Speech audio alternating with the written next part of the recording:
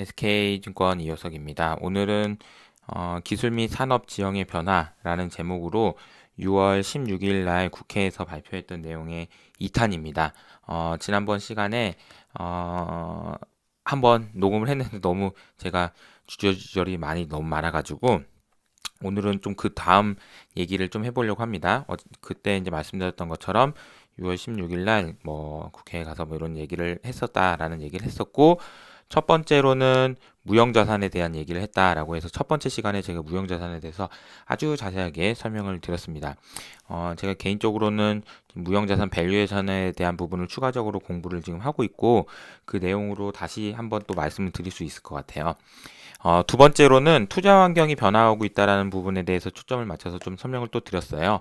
뭐냐면 투자 환경이 많이 바뀌고 있다라는 점 하나랑, 그다음에 이제 무형자산이 또 투자 환경을 또 어떻게 바뀌었는지, 통화량이 너무 많이 급등했다 이런 부분들, 그리고 나서 이제 시장에서 어떤 현상들이 나타나고 있는지 그런 부분들 말씀드리도록 하겠습니다. 오늘은 한 10분, 15분 정도 짧게 진행하도록 할게요. 자, 쭉 이렇게 설명을 지난 시간에 드렸습니다. 오늘은 자, 요겁니다. 자, 이거를 설명드리기에 앞서서 제가 요렇게 한번 설명드려 볼게요. 자, 네, 야, 네. 자, 우리가 흔히 이제 경제 지표라고 하면 두 가지를 말할 수 있거든요. 첫 번째는 서베이 지수가 있고요. 혹은 이제 뭐 심리 지수라고 말을 하는데 딱 이게 정확한 표현은 아닐 수도 있겠네요. 심리 지수, 심리를 체크하는 게 있고요. 그리고 실제로는 이제 액추얼이라고 해서 실제 데이터가 있습니다. 그래서 이게 두 개의 차이점을 명확하게 아는 게 좀 지금 상황에서 굉장히 중요할 수도 있을 것 같아요. 왜냐면 요거는 서베이는 심리를 물어보는 거예요. 예를 들어서 사장님 저기 다음 달에는 어떻게 될 것 같으세요? 마음속으로. 그리고 어 아줌마 저기 다음 달에는 돈을 더 쓸 거예요? 안 쓸 것 같아요? 소비 심리가 어때요? 소비 더 쓸 것 같아요? 안 쓸 것 같아요? 요런 거 이제 심리를 물어보는 지표고요. 그리고 액추얼 데이터는 실제 데이터입니다. 그래서 사장님 고용을 지난달에 몇 명 하셨어요? 이런 거죠. 돈을 얼마나 쓰셨어요? 소매 판매 뭐 이런 거죠. 그래서 이게 실제랑 심리랑은 조금 명확한 차이가 있다라는 게 이제 한 가지고, 두 번째는 자, 심리 지표 중에서 가장 대표적인 게 ISM 제조업 지수입니다. 지수. 두 번째, 액추얼 데이터 중에 가장 미국의 비농업 고용자 수라는 게 있어요. 요게 이제 두 가지가 가장 그 대표적인 심리 지수, 대표적인 실제 지수라고 볼 수 있는데, 자, 이제 이 ISM 제조업 지수는 언제 나오냐면요. 매월 첫날 나옵니다. 첫날. 비농업 고용자 수는 매월 첫 번째 금요일에 나옵니다. 네. 자, 중요하다고 했어요. 자, 이게 비농업직 고용 중요하고요. 심리 지수 중요합니다. 자, 근데 자, 이게 너무 중요하다 보니까 사람들이 어떨까요? 이게 만약에 이제 옛날 과거에는 정말 그 영향력이 컸거든요. 그러면 사람들이 이거를 미리 알고 싶어 하는 욕구들이 많았었겠죠? 미리 알고 싶어 하는 욕구들. 그래서 ISM 제조업 지수를 미리 알려고 자, 우리가 보통 보면은 마킷 PMI라는 게 많이 들어보셨을 거예요. 마킷 PMI? 뭐 PMI가 여러 번 발표됐는데 뭐 아무튼 마킷 PMI. 요거는 뭐냐면은 한 달에 두 번 발표합니다. 그래서 속보치를 발표해서 ISM 제조업 지수를 먼저 알 수 있게끔 해주는, 그러니까 이걸 보면은 이걸 알 수 있게 해주는 대표적인 지수 중에 하나다라고 보실 수가 있어요.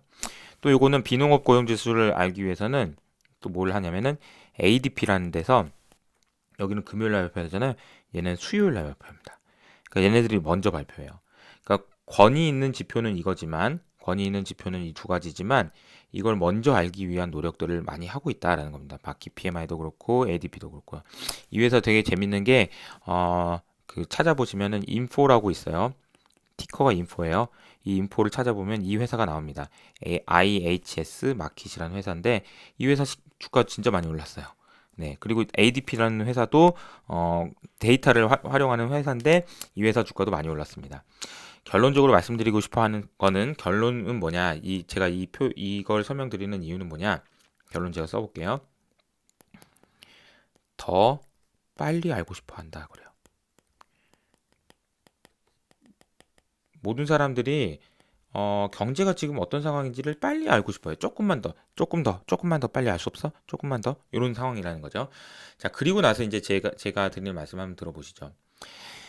자, 요거는 AI 그 중에서 가장 대표적인 것 중에 하나예요. 자, 오비탈 인사이트라는 회사인데요. 이 회사는 그 AI, 우리가 이제 AI 하면은 제일 많이 이제 활용되고 있는 게 뭐냐면은 이미지 인식이거든요.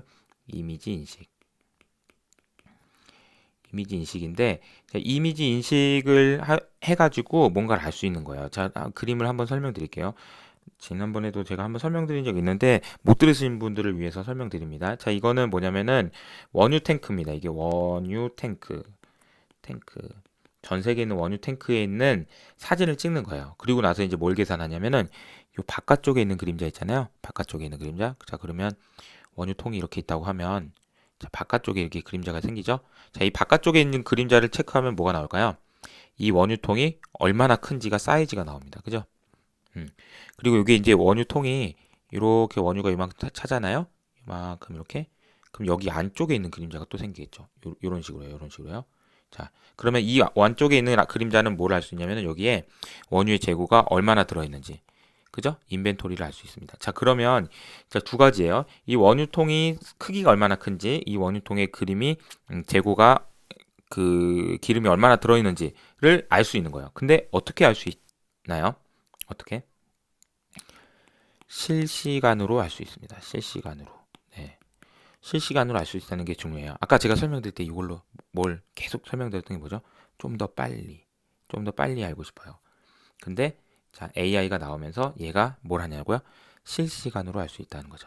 자, 그래서 제가 원유 재고를 어떻게 하면 알 수 있을까 이런 상황을 해서 이미지 인식을 통해서 어, 실시간으로 알고 있다라는 거고요. 그래서 실제로 보면은 작년 9월 달에 유가가 한번 많이 오른 적이 있습니다. 플러스 20%. 네. 무슨 일이 있었기 때문에 플러스 20%나 났지? 라는 생각이 들었는데 그때 5만인가요? 그때 사우디 드론 공격을 했다고 해가지고 많이 올랐어요. 근데 오르고 나서 나타났던 현상이 안타깝게도 다 빠졌죠. 그리고 나서 지금은 얼마인가요? 지금 마이너스 40불까지 갔다가 지금 이제 30불, 40불 이런 상황입니다. 이때 이 회사들은 무슨 생각을 했을까요? 알고 있었던 거죠. 잠깐만 이상하다. 사우디 빼면은 재고가 줄어드는 데가 아무도 없는데 이거 뭐 재고 문제 없나 본데요. 공급 과잉인가 본데요. 이런 얘기하면서 이제 유가가 빠지기 시작했던 거죠. 그래서 결론은 장표의 결론은 어, 우리가 알 수 없는 것을 누군가는 알고 있다라는 사실 하나고요. 두 번째는 원유 시장에서 공급 상황을 단적으로 보여준 사례다 이겁니다. 음, 이제 말 나왔으니까 조금만 더 설명드릴게요. 네. 자, 이거는 제가 이제 말씀드리는 거는 지난번에 블랙락이라는 회사가 있어요. 그 전 세계에서 가장 큰 운용사 중에 하나인데 블랙락 제가 글씨를 블랙락이라는 회사에 있습니다. 이 회사의 CIO를 제가 뭐 우연치 않게 강연 같은 데서 여러 명 같이 있는 자리에서 본 기회가 있었는데 한 대략 한 5년 전 정도 됩니다. 그때 이제 제가 물어봤을 때 이분한테 질문을 이렇게 했던 거죠. 저 경제 지표도 많이 보고 그런데 경제 지표 중에 제일 중요하게 생각하는 지표 뭐예요? 중요한 거 뭘로 보세요? 이분이 하신 표현이 굉장히 재밌습니다. 우리 우리 잘 안 보는데요, 경제 지표 이렇게 말씀하시는 거죠. 이게 무슨 말이지? 얘기해 보니까 소비자 심리 지표 이런 거 안 본다는 거예요. 왜냐면 구글에서 구글 트렌드 혹은 구글에서 검색 관련된 거를 체크를 해보면은 소비 심리 같은 거는 금방 할 수 있어요. 이렇게 얘기하는 거죠. 아, 그 생각이 갑자기 들더라고요. 오비탈 인사이트라는 회사를 보니까. 누군가는 미국의 어떤 투자자분들, 뭐, 현재 상황에서 우리가 지금 만약에 경제지표 같은 거 굉장히 궁금해 하잖아요. 이번 달에 경제지표 어떻게 나오지? 누군가는 알고 있을 수도 있다라는 생각이 드는 거죠. 이제 그렇게 이제 시장의 투자 환경이 많이 바뀌었다라는 게 첫 번째입니다. 두 번째 이제 회계의 한계인데, 자, 앞서 말씀드린 대로, 어, 요 그림을 좀 먼저 볼게요. 요거는 그 더 엔드 오브 어카운팅이라는 회사, 그러니까 책에 나온 겁니다. 우리나라로 책으로 번역된 거는 회계는 필요 없다라는 책인데요. 참 인상적이에요. 이게 그림을 한번 보시면 이 그림은 이익과 장부 가치가 시가총액을 얼마나 잘 설명하는지를 알스케어로 계산했는데 알스케어 값이 90%였다가 1950년대에는 지금은 대략 한 50%까지 낮아졌다라는 겁니다. 진짜 많이 낮아졌네요. 그럼 이게 이익하고 장부 가치가 주가를 설명을 못 한다는 얘기네요. 그죠? 더 이상 설명 못 한다. 왜 그랬는지 뭐 여러 가지 이유가 있겠지만 첫 번째로 저는 이제 무형자산 지난번에 설명드렸죠? 무형자산이 회계에 제대로 반영되지 않으면서 오는 회계가 갖는 설명력의 한계. 요게 이제 하나 있을 거고요. 또 하나는 이때 1950년대만 해도 애널리스트가 별로 없었을 거예요. 그죠? 그래서 애널리스트가 해주는 일도 있을 겁니다. 왜냐면 이때 공시가 나오기 전에 우리가 이 값을 정확하게 막 알고 막 숫자를 막 얘기해요. 막 이런 개념보다는 이 회사의 실적이 어떻게 될 거예요라는 거를 합리적으로 추정을 하는 거죠. 합리적 추정. 합리적 추정을 하면서 실적이 나오기 전에 주가에 어느 정도 좋을 것 같습니다. 안 좋을 것 같습니다 하면서 주가에 많이 반영된다라는 부분도 있는 것 같습니다. 그리고 이제 그거 말고도 그래서 보면 이 그림을 보면요. 애널리스트 포캐스팅이 설명력이 많이 높아졌다라는 걸 알 수 있습니다. 그죠? 93년부터 계속 높아지고 있고 우리가 흔히 알고 있는 공시되는 내용들의 설명력은 10% 정도 되고 그 수시공시라고 하죠. 수시공시라고 하는 부분이 오히려 더 높아지는 그런 상황이다라는 걸 알 수 있습니다. 그러니까 회계상으로 이익이나 회계가 필요 없다. 이런 건 너무 심한 표현이고요. 회계가 왜 필요 없겠습니까? 회계 중요하죠. 그렇지만 이 회계가 갖는 한계에 대해서도 우리가 명확하게 알 필요는 있다라는 거를 정도를 말씀드리는 거 생각하시면 될 것 같습니다. 앞서 말씀드렸죠? 지난번 시간에 제조업이 차지하는 비중이 자 이게 8.5%가 아니고요. 이게 죄송한데 이게 11%입니다. 11% 정도 됩니다. 그래서 고용에서 차지하는 비중은 8.5%예요. 무형의 가치가 더 중요해진 세상이 되었다라는 것을 의미하는 것 같습니다. 그래서 보통 보면은 자산의 가치를 는 회계가 반영되기 어렵기 때문에 투자자 입장에서는 자체적으로 전략적인 보고서 뭐 이런 것들을 만들어 가지고 투자 인사이트를 갖기 위한 노력이 지금 필요해진 상황이다라는 게 이제 두 번째 결론입니다. 세 번째는 뭐 제가 워낙 많이 강조해 드리고 평소에 말씀 많이 드렸던 거라서 요거는 그냥 뭐 간단하게만 설명드릴게요. 통화량이 너무 많이 늘어났다라는 겁니다. 바뀌었어요. 세상이 많이 바뀌었다라는 얘기입니다. 그래서 미국의 지금 보시면 하늘색 선이 익스포넨셜 트렌드입니다. 익스포넨셜 트렌드. 익스포넨셜이 뭐 잘 아시는 분은 아시겠지만 요렇게 되는 거잖아요. y는 2의 x 승할 때 예, 이렇게 증가하는 건데 이거를 로그화 시켜서 이렇게 트렌드를 만들어 봤더니 요것보다 지금 이렇게 증가하고 있는 게 M2다라는 겁니다. 그러니까 통화량이 그만큼 많이 늘어나고 있다라는 것을 보여주고 있는 그런 그래프가 되겠습니다. 또 하나는 BOJ가 이겼다. 이 무슨 말이냐? 그랬더니 이게 이제 흰색 선이요. BOJ예요. BOJ는 GDP 대비 BOJ가 들고 있는 자산의 BOJ 규모가 120%입니다. 120% 저는 이거 볼 때마다 얘네 뭐 하는 거야? 맨날 이런 얘기 하는데 120%를 들고 있어요. BOJ가요. GDP의 120%. 자, 유럽은 45%, 미국은 35% 이러는 겁니다. 그래서 BOJ가 이겼다? 이게 무슨 말이냐? 뭐 우리가 이제 올해 말에 연준의 총 자산이 FRB가 가지고 있는 연준의 자산이 얼마나 될 것 같아요? 라는 질문을 하면은 보통 우리가 지금 현재 7조 달러인데 10조 달러까지는 가지 않겠어요? 라는 게 이제 컨센서스라고 말씀드렸잖아요. 그런데 일부에서는 20조 달러를 지르시는 분도 있어요. 근데 이 얘기의 로직이 이겁니다. 그냥 BOJ는 120%인데 왜 우리 미국은 GDP 대비 100%까지 못 가는 거예요? 하는 거죠. 100%는 미국의 GDP가 얼마인지를 보면은 미국의 GDP가 20조 달러예요. 그래서 100%까지 가면은 20조 달러까지 가면 왜 안 돼? 이런 얘기가 나오는 거죠. 그러니까 안 가는 게 좋죠. 이렇게 간다는 얘기는 그만큼 시장 상황이 안 좋다라는 얘기고 연준이 나설 수밖에 없다는 얘기니까 안 좋습니다. 그렇지만 뭐 상황에 따라서 코로나가 안 잡힌다든지 뭐 여러 가지 이유들 때문에 갈 수도 있는 거잖아요. 갈 수도 있다라면 20조, 10조 요게 이제 제가 하는 말이 아니고 블룸버그 컨센서스 기준입니다. 10조가 가장 많고요. 20조를 부르는 분도 있다. 요 정도로 정리하겠습니다. 통화량이 많이 늘어나고 있다. 이 부작용도 생각해야 되지만 지금은 이 부작용보다는 통화량이 늘어나고 있다는 것이 의미하는 바에 대해서 생각할 때다라는 걸 말씀드립니다. 요거는 이제 그 OECD 경제 성장률 전망치 지난번에도 많이 보여드렸었죠. 이게 이제 한국 같은 경우에 압도적으로 제일 덜 빠져서 1등이다. GDP 성장률 올해 하향 조정되는 거잖아요. 더블 히트 같은 경우에는 14%까지 빠질 수 있다라는 이런 나라들, 스페인, 프랑스 뭐 이런 나라들, 그리고 이제 프로젝트, 그러니까 그 공공부채가 증가하는 것도 한국 같은 경우는 5% 내외인데 스페인, 일본 뭐 이런 데 30% 이상 증가해야 된다는 거. 미국도 마찬가지고요. 그런 얘기 좀 한국 좋다.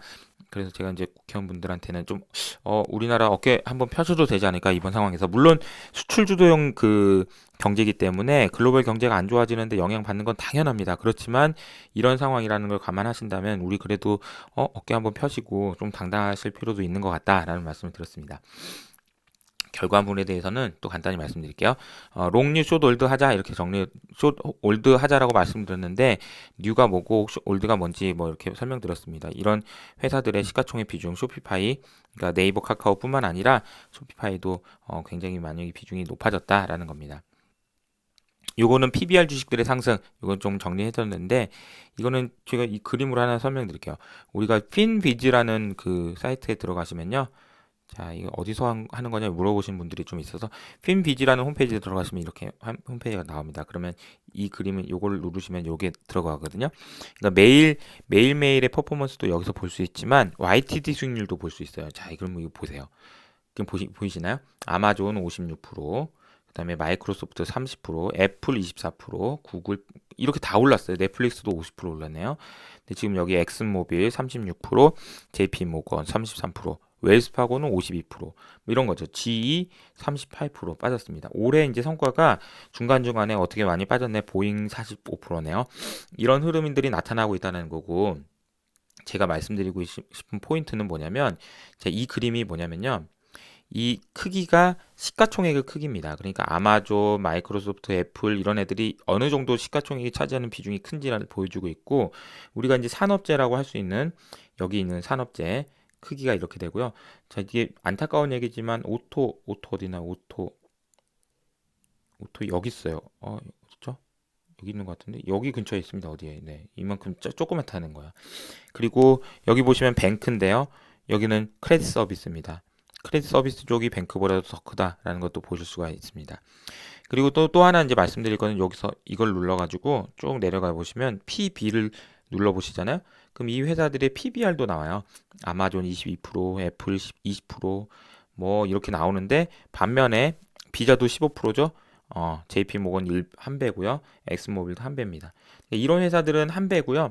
이런 회사들은 뭐 5배, 10배, 뭐 많게는 20배까지 되는데 문제는 이런 회사들이 더 많이 올랐고 앞으로 어떻게 될 거냐? 야, 맨날 오른다는 거 오르는 거냐? 그게 뭐 그런 말에 불과할 수도 있지만 저는 계속 이런 종목들이 더 간다고 봅니다. 이런 종목들이 그렇게 보고 있는 거다라고 말씀드리고요. 자, 마지막으로는 로컬라이제이션인데 로컬라이제이션은 쉽게 말하면은 글로벌 금융위기 이후로 성장 요거는 제가 그림 많이 보여드렸잖아요. 교역량이 계속 증가하는 트렌드가 줄어들고 있다라는 겁니다. 교역이 없는 성장이 진행될 거고 그런 환경이기 때문에 우리나라 올드 기업이 구조적으로 돈을 많이 벌기에는 어려움이 있다라는 걸 이제 마지막으로 말씀드렸습니다. 자, 이제 두 차례에 걸쳐서 그 국회에서 드렸던 말씀들을 좀 정리를 해봤는데요. 어떻게 도움이 되셨는지 모르겠습니다. 네, 이것으로 마치도록 하겠습니다. 감사합니다.